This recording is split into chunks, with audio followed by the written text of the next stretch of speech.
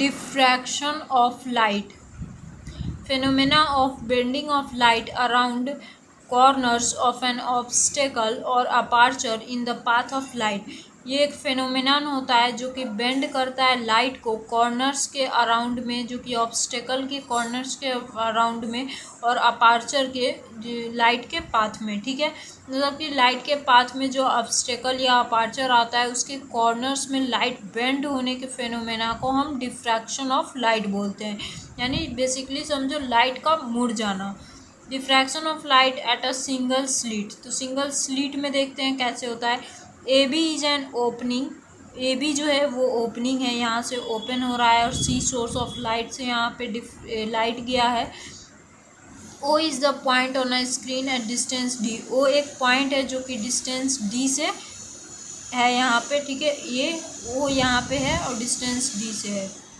Such that waves from A and B, इस तरीके से कि जो वेव्स है जो कि ए और बी से आ रहा है, reach at the same distance same phase, जो कि सेम डिस्टेंस में पहुंच रहा है और सेम फेज में।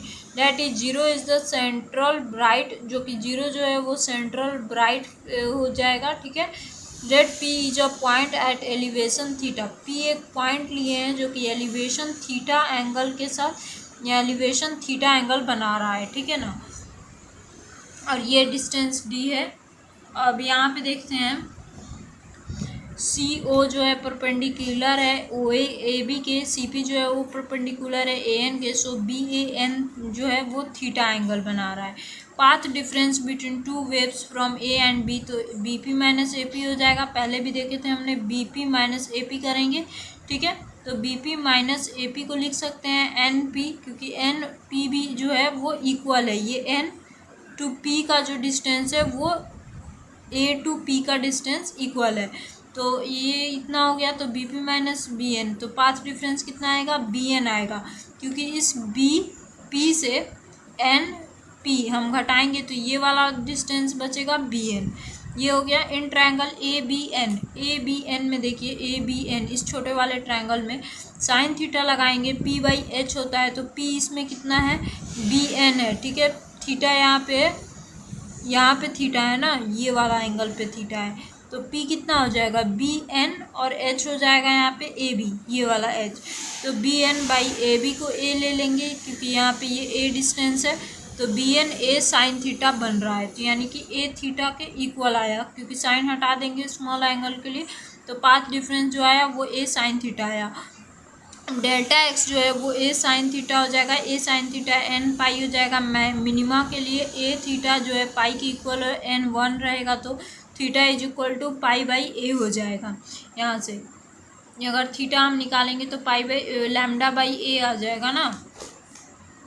अब यहाँ पे देखते हैं condition for secondary maxima bright fringe के लिए। We observe that P is a bright point, P जो है वो ब्राइट पॉइंट है when the path difference is 2 and 3/2 lambda, 5/2 lambda, 7/2 lambda, A sine theta N 2n + 1 5/2, जहाँ पे n 1 2 3 होगा।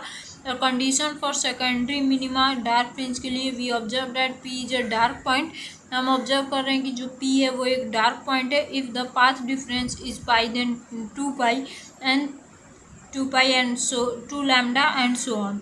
ठीक है, तो A sine theta N pi के इक्वल होगा। तो हम लोग ये ऑब्जर्व कर रहे हैं कि जो P है वो डार्क पॉइंट है, तो वहाँ पे पाथ डिफरेंस जो होगा वो lambda 2 lambda and so on होगा।